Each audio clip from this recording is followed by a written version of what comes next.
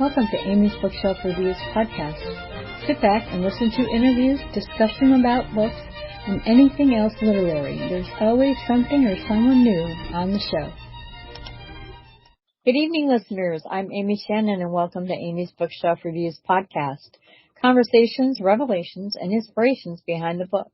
You never know where the conversation will lead us, so let's find out. Tonight we have a guest with us. Thank you for joining us, and will you please introduce yourself? Sure. I'm Fred Phillips. I've written a lot of things over the years, but these days I mostly write fantasy, horror, and the occasional science fiction.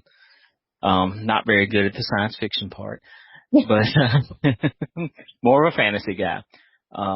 But you can find all about me and my works at fredwritesfantasy.com. It's the best place. All my social stuff is there too. I'm not a social butterfly, so I won't blow up your feed if you start following me. But oh, that's great. And I'll have your website in the description of this episode when it goes live. Great. So they'll have that information. So when you said fantasy horror, that wasn't like fantasy and then horror. That was fantasy horror put together, correct? No, well, I have done some that I would consider fantasy horror, but no, it's really two genres. I've done fantasy, I've done horror, I've done like really dark,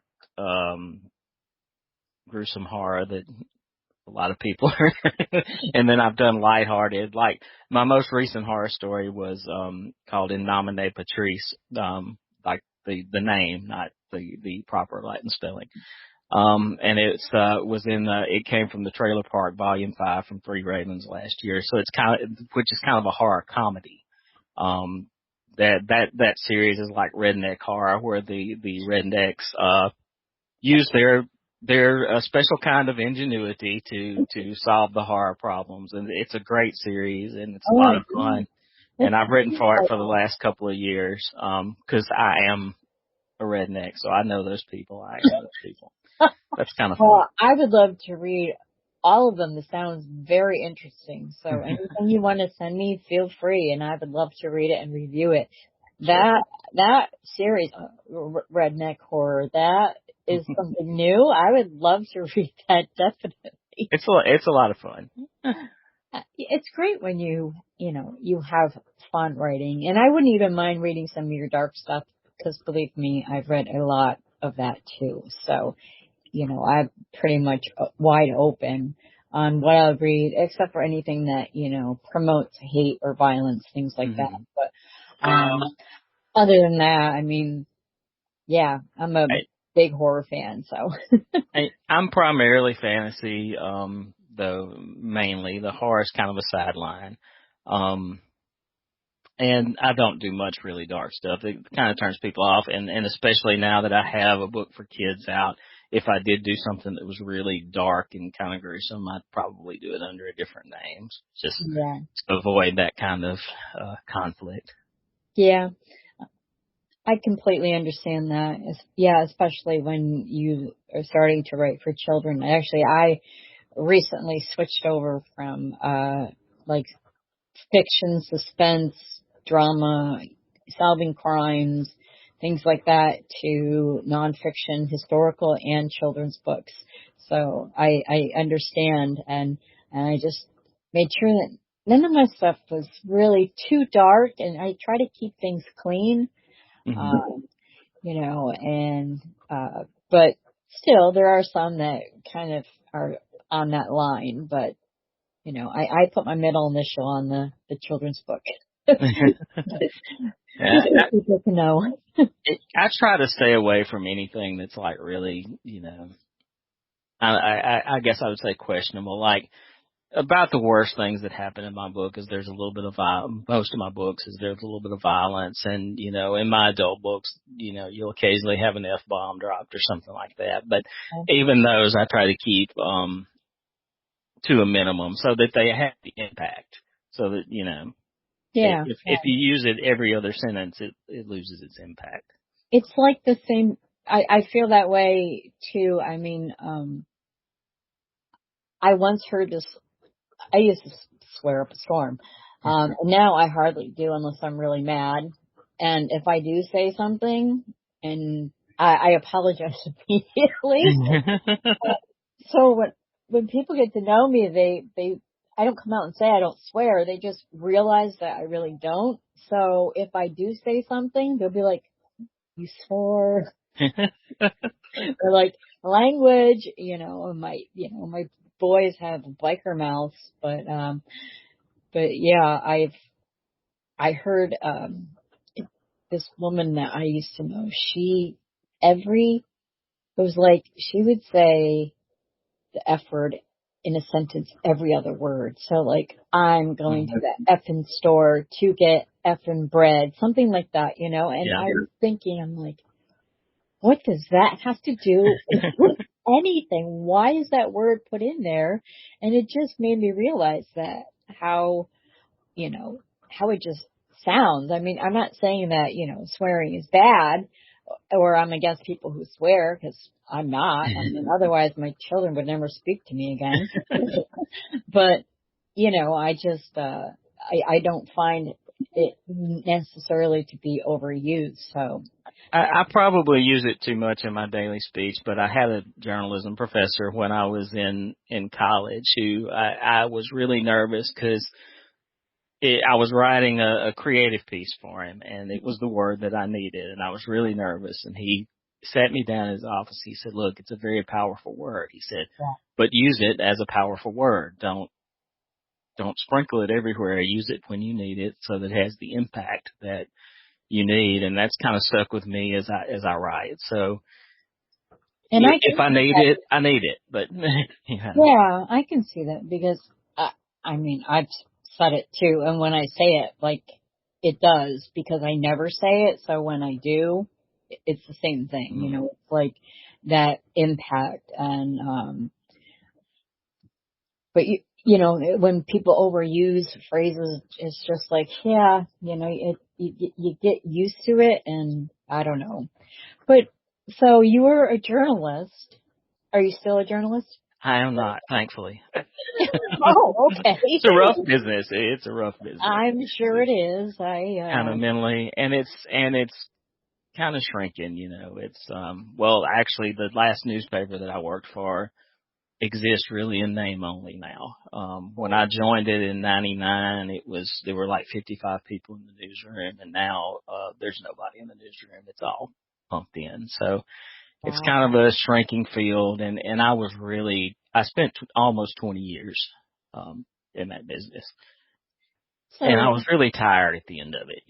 yeah, I can see that, and with today's thing, I know newspapers that used to be around, um, just aren't anymore.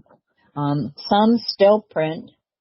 My dad used to, before he has dementia, but before he was put in a facility and even then, before he stopped knowing how to read, we always made sure that he had his morning paper. And that was what he would read it from cover to cover. He was definitely a Luddite. If his remote battery didn't work or his TV wouldn't turn on, he would think it was broken when all he had to do was plug it in or change batteries. But he had a genius IQ. So when he stopped knowing how to read, that was pretty sad. I mean, now it's end stage, but I just remember, those because he's so smart and talking about the news, and he would save articles because he thought they would be interest of someone else. So he would clip them out or hand them the paper, so others could read it because he thought it was interesting and he thought, oh, you might be interested in this as well. And it is like just, Yeah, unfortunately, those people are kind of going away. I mean, yeah, I know. and the industry as a whole kind of uh, fumbled the internet. Yeah. We gave away our content for free for a long time, and then we figured out we still had to make money. And when we changed the plan and tried to get people to pay for it, rebelled against it. Yeah. Why do I have to pay for something when I can watch it on Right. TV for free? Right. Yeah, I get that. So what made you, I don't know, obviously I know why you stopped being a journalist, but what got you into writing your fantasy books, since they seem to be your favorite? So what got you into doing that? Have you written, like fiction, throughout your life, or was it after you stopped being a journalist? As long as I can remember, I have written stories for as long as I can remember. Going back to when I was a little kid. So I found in my grandparents' closet this, old turquoise colored Remington typewriter, manual typewriter. Oh, I remember When I was a little kid. It's big, heavy, clunky thing in this big gray case but I carried it around with me, that. and I would type out stories on that, and to, my fingers would be sore because those keys were really stiff, Oh really yeah. hard to push.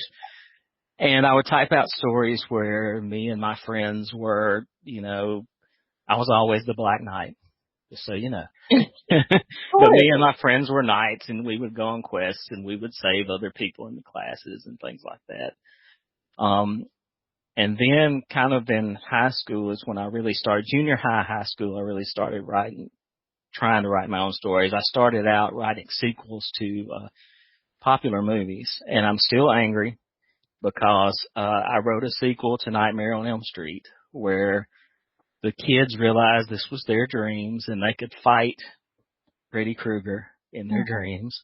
Yeah. And then of course the third movie, Dream Warriors, came out, and it was exactly that idea. And you're like, oh I'm like, no, I had it first. exactly. And it was things like that. I would write things like that, and I was convinced that, I was going to send them off and they were going to make a movie out of it. Oh yeah, Um, you'll make millions, and then I kind of, my first literary love, I think, was Edgar Allan Poe. I discovered him in the summer between third and fourth grade. I was visiting with my aunt and uncle, and I talked them into buying me this little pack of illustrated classics that had, Moby Dick and Last of the Mohicans and an Edgar Allan Poe collection with 4 Edgar Allan Poe stories in it. And I thought I wanted Moby Dick and the Last of the Mohicans. And confession, I have still not read Moby Dick all the way through at 15 Yeah, years old. Um, me neither. but I picked up the Poe book, and the first story in it was The Telltale Heart. That first line, true, nervous, very, very dreadfully nervous. I have been and am, but while you say that I'm mad. And I was just hooked. It was like, Uh huh. you can write this stuff. You can write things like this. You know? Yeah, that. Yeah, that is. I And so, yeah, the first story I ever read of Poe was The Telltale Heart, and after that I was like, I have to get more of this stuff. It was just amazing and dark, and just I bought this fancy book on Amazon that has his entire collection, and it's just a beautiful book, um and it's one of those things that you just keep going back to, and you can practically hear the heartbeat. right. Like, am I going as mad as that guy did? But it was, yeah, you're right. It was like, we get inspired by others, and um And that kind of set me on a path. And then a little later, I discovered Tolkien. And in high school, it was kind of Margaret Weiss and Tracy Hickman's Dragonlance books. I joked that the first novel I ever wrote, which was in high school, could have been called Dragons of Fall Dusk because it was a complete rip off of Weiss and Hickman's Dragons of Autumn Twilight. yeah, that is so cool. I mean, one of my favorites was Anthem by Ayn Rand in school, and I still just kind of go back to that, and I just remember, it was like out of the ordinary, and I also thought, there were supposed to be classic authors that they give you in high school, and um and then I would read it and I'd be like, why is this a classic? Like There were a lot of those. Yeah. I'm not a fan of Ernest Hemingway. I'm not. Mark You, Twain, everything but Huck Finn. I just can't. Um, and, but, the thing that gets me in trouble with people is Pride and Prejudice. I do not like Pride and Prejudice at all. I do not get it. yeah, And a whole lot of people really, really love that book. I know. And when you read the first chapter and you're like, what is this about? And this is not my kind of thing. Me, I read Shakespeare for fun, and I Yep. love Walt Whitman and Oscar Wilde, and the ones that stood out, and they were true to themselves, and it didn't matter what century they were in. So like now they would fit in perfectly, but in their era they were. People looked at them and judged them based off of what they read or what they assumed how they lived or who they loved, things like that. But, that just always, drove me nuts. But it's like, I would love to sit down with these guys and talk to them. And I found out not that long ago that, Poe was also a book reviewer. He was a book critic. And an author I interviewed several months ago, he's this best-selling international author, and like I was a total fangirl, but he told me that he loved how I wrote my reviews, and he compared them to Edgar Allan Poe, and I was like, that's like the best compliment That's ever. awesome. Yeah. So, yes, send me all of your books, and I will write them like Poe. All right. But I thought, it's, some people, I think more people should read. I think more people should learn how to read. Absolutely. And that's kind of where we're going. So my book that came out back in July, Dreams of Golden Fire from Raconteur Press, mm-hmm. that's kind of what the aim of this line of books. They have this line of books that's aimed really at boys. Yeah, I talked to another author about that too, and I think it's about time there is something like that. And the prevailing thought is that boys are just not reading anymore, and a lot of the books that are aimed at younger people are kind of aimed at girls these days, because at one point there was a need for that, and then it's kind of shifted. Yeah, And so girls read and boys do math and science. right. And so, the aim of this series of books that they're putting out is to get boys to read, and so they're like adventure books. Um, you go on quests, and well, in my book anyway, Mm-hmm. the boy goes on a quest. Well, that's fun. I mean, I raised three sons, and we read to each other, and my one son, he loved this series of books called Junie B. Jones, and it was actually a series, for girls. Mm-hmm. There's a lot of books that I read growing up, and really it was like a book that girls would read, and I think that getting more boys to read, especially like with fantasy. If you think about what's going on, Dungeons and Dragons never goes out of style. Yep. Or, especially with Stranger Things on, but it may have induced more people to want to try it. I don't know. Yep. My oldest son, he's almost 30, and he still plays Magic with his friends. So I think that it's, really, it's something that boys need, especially some like young adult fantasy books. They might be a little too dark for 9 or 10-year-old boys. And boys want to go on, adventures and quests. Not saying girls don't want to do that either, and girls don't always want to be the damsel in distress. But Right. I think that, finally someone, and I've talked to other authors from Marine Corps Press, and they were very excited because of this focus, these stories for boys, and I think that is pretty amazing. When I would pick out books for my kids, I would try to figure out. I would buy books that would be that they're interested in, subjects that they were interested about. And but there wasn't a lot of, just let's hang out and sit in the The corner and read. the interest is there because they're doing very well. I mean, Dreams of Golden Fire was the number one new release, and for a couple of weeks, and then it was in the top 10 for like the first month that it was out. So there is some interest there. My main character in the book, Aaron, is he's 12 in this book. He'll be 14 in the next one that's coming out this year. And it's kind of what you were talking about. It's kind of a pretty simple story. It's a pretty simple adventure story aimed at that kind of 8, 9, 10-year-old boy.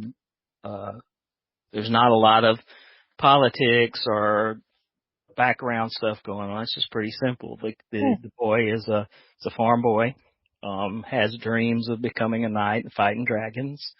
Those dreams Okay, all. yeah. Those dreams get him in trouble with his father, who thinks he should be more grounded and more focused on his duties around the farm. And a series of events leads to him running away over the mountain to the capital city of Landfill to try to become a knight, where he gets in trouble there. And he's not through no fault of his own. He's not a bad kid. He's a really good kid. But he gets in trouble there, ends up fleeing back to the mountains, and that's where the big thing happens. I don't know how much. I guess I can give it away because it's on the cover. There's a dragon on the cover. Oh. So he does meet a dragon that's not supposed to exist. So. That is awesome. I can't wait to read that. I have to read that book, definitely. I like fantasy books, and I love reading books that are intended for children, but I also believe that all adults should read children's books. I think it might remind them of how, what a child's perceptions are. Remind them of imagination, and not just about screen time or video games, getting outside and having their own quest, things like that. And I think it's so important. Plus, I think if adults read children's books, and if they don't know how to read or read very well, they could actually use those as tools to help them read better. And everybody needs that sense of wonder that you kind of find in children's books. A lot of times with adults, even in fantasy, which should be all about wonder, it gets really dark, and Yeah. I think that kind of innocent sense of wonder, you need that every now and then. Exactly. We all do. We need to use our imaginations and, play. Mm-hmm. And a lot of adults do, that's why they have Comic-Cons and all those other stuff. But, adults that, I think that you need some time to play, to have fun, go out and play tag or whatever the heck they call it now. All the games that I played when I was a kid, they renamed. Right. Or they made it better. I always say that I regret my son didn't have the childhood I did, because we would leave the house in the morning, go out. There were woods at the end of our road. We'd go out and play in the woods, build, forts in the woods and things like that, ride our bikes. And, my son grew up in a house that's on a busy street with a busier street at the end of it. So, there wasn't a lot of opportunity for him to do that kind of going out and exploring. I mean, I got him in the woods and on the waters, and we'd go hike trails and things like that as much as we could, but it wasn't the same experience that I had. Yeah, I completely understand. I was well, back then they called me a tomboy, if you like stuff that boys did. I had one brother and three younger sisters, and my brother and I were close in age, so we would play baseball. We'd ride our bikes. My brother would make these very unsafe ramps for his bike. I mean, he would stack like three bricks on top of each other and then put a big piece of board. So if he didn't hit it center, then he'd get up, go get a Band-Aid, and then come back and do it again. I went off a few of those. We had one spot in a particular trail we used to ride, and we called it the cliff. And it was probably 4 or 5 foot drop. But, to a kid, that seems like, 10 or 12 feet at least. There's like a little root on the top of it. And if you hit that root just right, you could launch yourself out over it. And also, if you didn't hit it just right, you could end up, launching yourself into a big crash, which we all did at some point or another. Off and you did it again. Right. Yeah, that is what, that's childhood. That's what I see as childhood. I tried to do that with my boys, and when it was just me and them, I loved it when they would play in the yard. And for a while for several years, we lived in an apartment that behind our backyard was a creek. And my sons, they're fraternal twins. And then I have an older son that's 3 years older than them, but, they would go to the creek, and I knew they would be safe. My one son, William, he literally would catch fish with his bare hands. I don't know how he did it. Or they'd make forts, and I always thought that was I'm like, that is so cool, because that's what I did. We had bunk beds, so we made forts, and we put chairs together and pretend we were driving a fast car. That's what, kids need to use their imagination. Even now when I see on, ads for, I call them commercials, for, children's toys, but where the toy lets the child, use their imagination. It's not just, here's a new computer game or whatever, but it could be a doll, or it could be cars or whatever, and use their imagination. And I think more kids need to use their imagination, because then they grow up to be smarter adults. Yep, totally agree. And so do you have you said you I have have one son. Actually kind of inspired. So Dreams of Golden Fire began its life as a short story in the late 80s. And it was the first story that I ever felt comfortable sending out for submissions. It got rejected a lot. Then my son was about 6 or 7 years old. And he had this game that he would play where he would ask me this question that was completely impossible. Like, we would be fishing in a small little lake that's completely disconnected from any kind of way to get to the ocean. He'd say, "Daddy, what would happen if we caught a shark?" And I would say, "Son, that can't happen." And he would go, "But what if it did?" Right. And that was the thing, he would say these totally outlandish things that were, just impossible. And when you tell him that, he'd say, "But what if it did?" So I decided to revisit that story, and it kind of from that lens of that eternal optimism, that yes, this is impossible. So it's impossible for Aaron. And actually, my son's name is Austin, and when I wrote the first novel version of the book, which was probably 2012ish, the character's name was Austin, but in the end I decided it didn't fit, so I changed it back to Aaron. But there's another character named after my son in another book, so he's covered. But I kind of attacked it then from that angle of, yes, this is impossible for him to become a knight and fight a dragon, but he believed, it's that optimism but what if it did? Yeah, exactly. And that became the first version of Dreams of Golden Fire.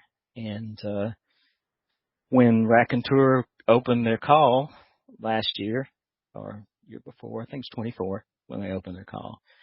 And I pulled it out. I had put it in written it, put it in a filing cabinet. I pulled it out, kind of polished it up a little bit and sent it off to them, and they loved it. So that was awesome.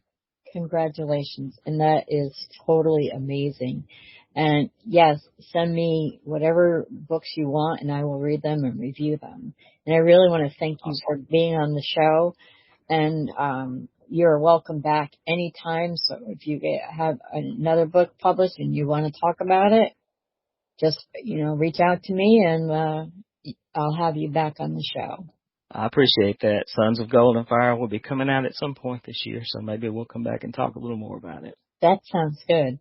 So thank you for being on the show, and thank you, audience, for listening. If you wish to be a guest on the show, go to amysbookshelfreviews.com/podcast and schedule your pre-recording. Don't forget, if you wish to comment on this show or any other show, comments are available, and yes, I will read them. Please follow this podcast on Spotify. I'm Amy Shannon. Be safe, be well, and always be kind.